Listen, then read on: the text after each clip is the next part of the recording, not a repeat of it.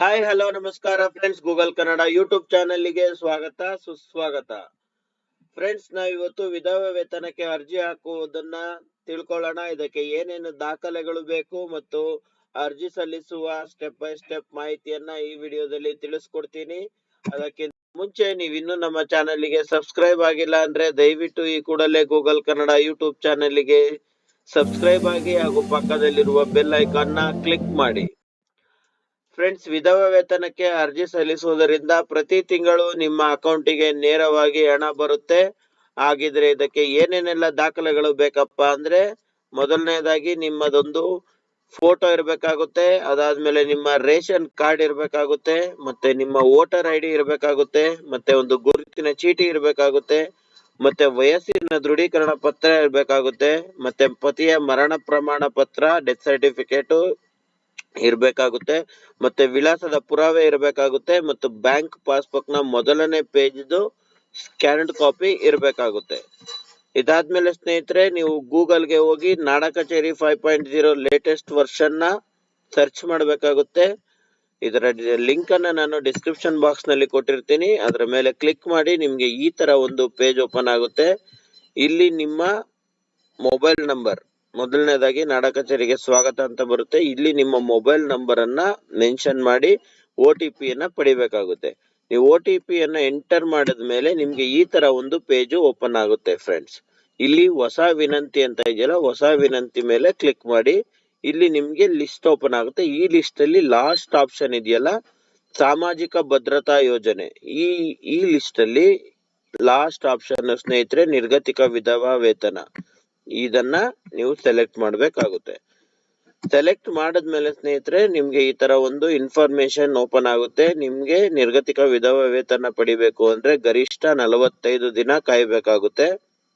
ಮತ್ತು ಇದಕ್ಕೆ ಯಾವುದೇ ತರ ಶುಲ್ಕ ಇರೋದಿಲ್ಲ. ನೀವು ಡೈರೆಕ್ಟ್ ಆಗಿ ಇದನ್ನ ಸರ್ಟಿಫಿಕೇಟ್ ತಗೋತೀರಾ ಅಂದ್ರೆ ನಾಡ ಕಚೇರಿಗೆ ಹೋಗಿ ನಿಮ್ಗೆ ಯಾವುದೇ ಫೀಸ್ ಇರೋದಿಲ್ಲ. ನಿಮ್ಗೆ ಇನ್ ಕೇಸ್ ಸ್ಪೀಡ್ ಪೋಸ್ಟ್ ಅಲ್ಲಿ ಬರ್ಬೇಕಪ್ಪ ಅಂದ್ರೆ ನೀವು 41 ರೂಪಾಯಿನ ಪೇ ಮಾಡ್ಬೇಕಾಗುತ್ತೆ. ಮತ್ತೆ ಈ ದಾಖಲೆಗಳು ಏನ್ ಬೇಕು ಅಂತ ನಾನು ಈಗಾಗಲೇ ಹೇಳಿದೀನಿ. ಈ ದಾಖಲೆಗಳನ್ನ ರೆಡಿ ಮಾಡಿ ಇಟ್ಕೊಂಡಿರ್ಬೇಕು. ಈ ದಾಖಲೆಗಳು PDF ಫಾರ್ಮ್ಯಾಟ್ ಅಲ್ಲಿ 200 KB ಗಿಂತ ಒಳಗಡೆ ಇರಬೇಕು. ಮತ್ತೆ ಎಲ್ಲಾ ದಾಖಲೆಗಳು ಕಡ್ಡಾಯವಾಗಿ ಇರುತ್ತೆ. ಮತ್ತು ನೀವು ಕನ್ನಡದಲ್ಲಿ ಅಥವಾ ಇಂಗ್ಲಿಷ್ ನಲ್ಲಿ ಪ್ರಮಾಣ ಪತ್ರವನ್ನ ಪಡಿಬೇಕು ಅಂದ್ರೆ ನೀವು ಇಲ್ಲಿ ಮೇಲೆ ಭಾಷೆಯನ್ನ ಸೆಲೆಕ್ಟ್ ಮಾಡಬೇಕಾಗುತ್ತೆ. ಕನ್ನಡ ಬೇಕು ಅಂದ್ರೆ ಕನ್ನಡ, ಇಂಗ್ಲಿಷ್ ಬೇಕು ಅಂದ್ರೆ ಇಂಗ್ಲಿಷ್ ಅನ್ನ ಸೆಲೆಕ್ಟ್ ಮಾಡಬೇಕಾಗುತ್ತೆ. ಇದಾದ್ಮೇಲೆ ನೀವು ಎಲ್ಲಾ ಡಾಕ್ಯುಮೆಂಟ್ಸ್ ನ ಸ್ಕ್ಯಾನ್ ಮಾಡಿ ರೆಡಿಯಾಗಿ ಇಟ್ಕೊಂಡಿರ್ಬೇಕಾಗುತ್ತೆ. ಮತ್ತೆ ನಿಮ್ಮ ಅಪ್ಲಿಕೆಂಟ್ ಫೋಟೋ ಮಾತ್ರ JPG ಫಾರ್ಮ್ಯಾಟ್ ಅಲ್ಲಿ 50 KB ಗಿಂತ ಒಳಗಡೆ ಇರ್ಬೇಕಾಗುತ್ತೆ. ಇದೆಲ್ಲ ರೆಡಿ ಆದ್ಮೇಲೆ ಫ್ರೆಂಡ್ಸ್, ನೀವು ಮುಂದುವರೆಸಿ ಮೇಲೆ ಕ್ಲಿಕ್ ಮಾಡಿ. ಇಲ್ಲಿ ಮೊದಲನೇ ಆಪ್ಷನ್ ಕೇಳುತ್ತೆ, ನೀವು ಪಡಿತರ ಚೀಟಿ ಹೊಂದಿದ್ದೀರಾ, ಹೌದು ಅಥವಾ ಇಲ್ಲನ ಕ್ಲಿಕ್ ಮಾಡಿ ನೀವು ಓಕೆ ಅಂತ ಕೊಟ್ರೆ ಇಲ್ಲಿ ನಿಮ್ಮ ರೇಷನ್ ಕಾರ್ಡ್ ನಂಬರ್ ಅನ್ನ ಕೇಳುತ್ತೆ. ಈ ರೇಷನ್ ಕಾರ್ಡ್ ನಂಬರ್ ನ ಮೆನ್ಷನ್ ಮಾಡಿದ್ಮೇಲೆ ಆ ರೇಷನ್ ಕಾರ್ಡ್ ಅಲ್ಲಿ ಯಾರು ಇದ್ದಾರೆ, ಅದರಲ್ಲಿ ಯಾರು ಅಪ್ಲೈ ಮಾಡ್ತಾ ಇದ್ದಾರೆ ಅನ್ನೋ ಮಾಹಿತಿಯನ್ನ ನೀವು ಇಲ್ಲಿ ಮೆನ್ಷನ್ ಮಾಡಬೇಕಾಗುತ್ತೆ. ಇದನ್ನ ಕ್ಲಿಕ್ ಮಾಡಿ ನೀವು ಮುಂದುವರೆಸಿ ಮೇಲೆ ಕ್ಲಿಕ್ ಮಾಡಿದ್ರೆ ಅಪ್ಲಿಕೆಂಟ್ ಆಧಾರ್ ಡೀಟೇಲ್ಸ್ ಅನ್ನ ಇಲ್ಲಿ ನೀವು ಮೆನ್ಷನ್ ಮಾಡಬೇಕಾಗುತ್ತೆ. ಅಂದ್ರೆ ಅವರ ಹೆಸರನ್ನ ಇಂಗ್ಲಿಷ್ ನಲ್ಲಿ ಹಾಕ್ಬೇಕಾಗುತ್ತೆ, ಅದಾದ್ಮೇಲೆ ಅವ್ರ ಹೆಸರನ್ನ ಕನ್ನಡದಲ್ಲಿ ಹಾಕ್ಬೇಕಾಗುತ್ತೆ, ಅದಾದ್ಮೇಲೆ ಅವ್ರದ್ದು ಆಧಾರ್ ನಂಬರ್ ಅನ್ನ ಮೆನ್ಷನ್ ಮಾಡ್ಬೇಕಾಗುತ್ತೆ. ಅದಾದ್ಮೇಲೆ ನೀವು ಈ ಬಟನ್ ಮೇಲೆ ಕ್ಲಿಕ್ ಮಾಡಿ ಸಬ್ಮಿಟ್ ಅಂತ ಇರುತ್ತೆ ಫ್ರೆಂಡ್ಸ್, ಸಬ್ಮಿಟ್ ಮೇಲೆ ಕ್ಲಿಕ್ ಮಾಡಬೇಕಾಗುತ್ತೆ. ಕ್ಲಿಕ್ ಮಾಡಿದ್ರೆ ಈ ತರ ನಿಮ್ಗೆ ಒಂದು ಅಪ್ಲಿಕೇಶನ್ ಓಪನ್ ಆಗುತ್ತೆ. ಈ ಅಪ್ಲಿಕೇಶನ್ ಅಲ್ಲಿ ಫ್ರೆಂಡ್ಸ್, ಮೊದಲನೇದಾಗಿ ಅರ್ಜಿದಾರರ ಜಿಲ್ಲೆಯನ್ನ ಸೆಲೆಕ್ಟ್ ಮಾಡಬೇಕು, ಮತ್ತೆ ತಾಲೂಕನ್ನ ಸೆಲೆಕ್ಟ್ ಮಾಡಬೇಕು, ಯಾವ ಪಟ್ಟಣ, ಗ್ರಾಮ, ವಾರ್ಡ್ ಎಲ್ಲ ಸೆಲೆಕ್ಟ್ ಮಾಡಬೇಕಾಗುತ್ತೆ. ಅದಾದ್ಮೇಲೆ ಸ್ನೇಹಿತರೆ, ಅರ್ಜಿದಾರರ ಹೆಸರು ಕನ್ನಡದಲ್ಲಿ ಇರಬೇಕು, ಮತ್ತೆ ಇಂಗ್ಲಿಷ್ ನಲ್ಲಿ ಹಾಕ್ಬೇಕು 2 ಕಡೆ.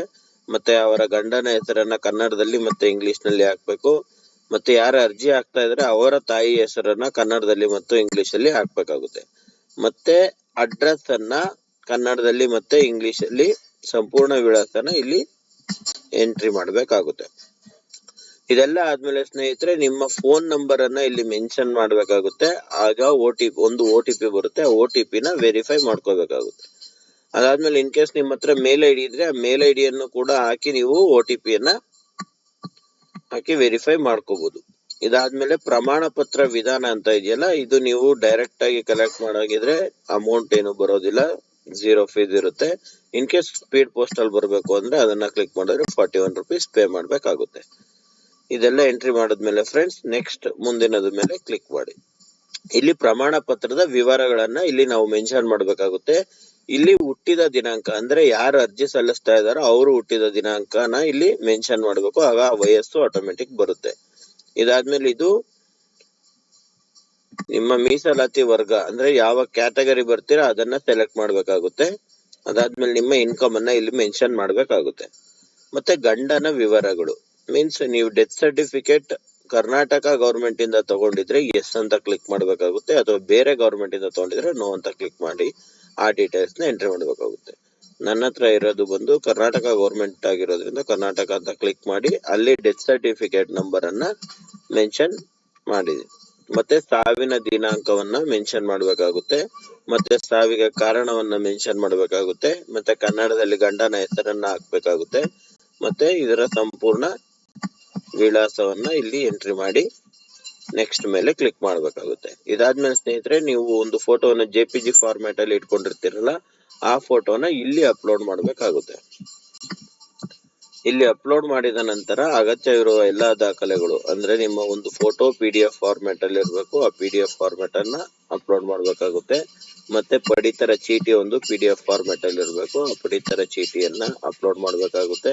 ಅದಾದ್ಮೇಲೆ ವೋಟರ್ ID ಅಪ್ಲೋಡ್ ಮಾಡಬೇಕು, ಮತ್ತೆ ನಿಮ್ಮ ಹತ್ರ ಇರೋ ಒಂದು ಗುರುತಿನ ಚೀಟಿಯನ್ನ ಅಪ್ಲೋಡ್ ಮಾಡಬೇಕು, ವಯಸ್ಸಿನ ದೃಢೀಕರಣಕ್ಕೆ ಒಂದು ಪ್ರೂಫ್ ಅನ್ನ ಮಾಡಬೇಕು, ಮತ್ತೆ ಪತಿಯ ಮರಣ ಪ್ರಮಾಣ ಪತ್ರ ಅದನ್ನ ಒಂದು ಅಪ್ಲೋಡ್ ಮಾಡಬೇಕು, ಮತ್ತೆ ವಿಳಾಸದ ಪುರಾವೆ ಕೂಡ ಒಂದು ಅಪ್ಲೋಡ್ ಮಾಡಬೇಕು. ಇದಾದ್ಮೇಲೆ ನಿಮ್ಮ ಬ್ಯಾಂಕ್ ಪಾಸ್ಬುಕ್ ಅನ್ನ ಅಪ್ಲೋಡ್ ಮಾಡ್ಬೇಕಾಗುತ್ತೆ ಫ್ರೆಂಡ್ಸ್. ಇದೆಲ್ಲ ಅಪ್ಲೋಡ್ ಮಾಡಿದ್ಮೇಲೆ ಇಲ್ಲಿ ಲಾಸ್ಟ್ ಸಬ್ಮಿಟ್ ಬಟನ್ ಇದೆಯಲ್ಲ, ಈ ಸಬ್ಮಿಟ್ ಬಟನ್ ಮೇಲೆ ಕ್ಲಿಕ್ ಮಾಡಿದ್ರೆ ನಿಮ್ಗೆ ಒಂದು ಯುವರ್ GST ನಂಬರ್ ಅಂತ ನಿಮ್ಗೆ ಒಂದು RD ನಂಬರ್ ಅನ್ನ ಕೊಡ್ತಾರೆ. RD ನಂಬರ್ ನ ನೀವು ಬರ್ದಿಟ್ಕೊಂಡಿರಿ, ಪ್ರಿಂಟ್ ತೆಗೆದಿಟ್ಕೊಳ್ಳಿ. ಇಲ್ಲಿ ಓಕೆ ಮೇಲೆ ಕ್ಲಿಕ್ ಮಾಡಿದ್ರೆ ನಿಮ್ಮ RD ನಂಬರ್ ಸಮೇತ ನಿಮ್ಗೆ ಒಂದು ಅಪ್ಲಿಕೇಶನ್ ಕಾಣುತ್ತೆ. ಈ ಅಪ್ಲಿಕೇಶನ್ ನಲ್ಲಿ ನಿಮ್ಗೆ ಸಂಪೂರ್ಣ ಮಾಹಿತಿಯನ್ನ ಇಲ್ಲಿ ಕೊಟ್ಟಿರ್ತಾರೆ. ಇದನ್ನೆಲ್ಲ ನೀವು ಓದಿ ಕರೆಕ್ಟ್ ಆಗಿದೆಯಾ ಅಂತ ಚೆಕ್ ಮಾಡಿಕೊಂಡು ನಂತರ ನೀವು ಇಲ್ಲಿ ಈ ಸಹಿಗೆ ಮುಂದುವರಿಸಿದ್ರೆ ಸ್ನೇಹಿತರೆ ನಿಮ್ಗೆ ಒಂದು OTP ಬರುತ್ತೆ. ಅದನ್ನ ಕ್ಲಿಕ್ ಮಾಡಿದ ಮೇಲೆ ಸ್ನೇಹಿತರೆ ನಿಮ್ಗೆ ಈ ತರ ಒಂದು ಅಪ್ಲಿಕೇಶನ್ ಡೌನ್ಲೋಡ್ ಮಾಡೋದಕ್ಕೆ ಆಪ್ಷನ್ ಕೊಡ್ತಾರೆ. ಅಂದ್ರೆ ನೀವು ಸಕ್ಸಸ್ಫುಲಿ ಅಪ್ಲಿಕೇಶನ್ ನ ಸಬ್ಮಿಟ್ ಮಾಡಿದೀರಾ ಅಂತ ಆಯ್ತು. ಈಗ ಇಲ್ಲಿ ಡೌನ್ಲೋಡ್ ಬಟನ್ ಮೇಲೆ ಕ್ಲಿಕ್ ಮಾಡಿದ್ರೆ ನೋಡಿ ಸ್ನೇಹಿತರೆ ಇದು ನಿಮ್ಮ ಅಪ್ಲಿಕೇಶನ್. ಈ ತರ ಒಂದು ಅಪ್ಲಿಕೇಶನ್ ಬರುತ್ತೆ. ಈ ಅಪ್ಲಿಕೇಶನ್ ಅಲ್ಲಿ ನಿಮ್ಮ RD ನಂಬರು, ಯಾವ ಡೇಟ್ ಅಲ್ಲಿ ಹಾಕಿರ್ತೀರಾ, ನಿಮ್ಮ ಫೋಟೋ, ಮತ್ತೆ ಇದು ಉಪ ತಹಶೀಲ್ದಾರ್ ಯಾರಿಗೆ ಬರೀತಾ ಇದ್ದೀರಾ ಅದು ಸಂಪೂರ್ಣ ಮಾಹಿತಿ ಇಲ್ಲಿ ಇರುತ್ತೆ. ಇದನ್ನ ಚೆಕ್ ಮಾಡ್ಕೊಂಡು ಒಂದು ಪ್ರಿಂಟ್ ತಗೊಂಡು ಇದನ್ನ ಇಟ್ಕೊಂಡಿರಿ. ನಿಮಗೆ ಈ ಡೇಟ್ ಇಂದ 41 ದಿನ ಟೈಮ್ ಇರುತ್ತೆ. ಅಷ್ಟರೊಳಗಡೆ ನಿಮ್ಗೆ ಒಂದು ಮೆಸೇಜ್ ಬರುತ್ತೆ. ಆ ಮೆಸೇಜ್ ಬಂದ್ಮೇಲೆ ನೀವು ಸರ್ಟಿಫಿಕೇಟ್ ತಗೊಂಡು ಇಟ್ಕೊಂಡ್ರೆ ನಿಮ್ಗೆ ಮಂತ್ಲಿ ನಿಮ್ಮ ಅಕೌಂಟ್ಗೆ ದುಡ್ಡು ಬರುತ್ತೆ ಸ್ನೇಹಿತರೆ. ಇವತ್ತಿನ ಮಾಹಿತಿ ಇಷ್ಟ ಆಗಿದ್ರೆ ನಮ್ಮ ಚಾನೆಲ್ ನ ಸಬ್ಸ್ಕ್ರೈಬ್ ಮಾಡಿ ಫ್ರೆಂಡ್ಸ್. ಇವತ್ತಿನ ಮಾಹಿತಿ ಇಷ್ಟೇ. Thank you for watching the video. Thank you.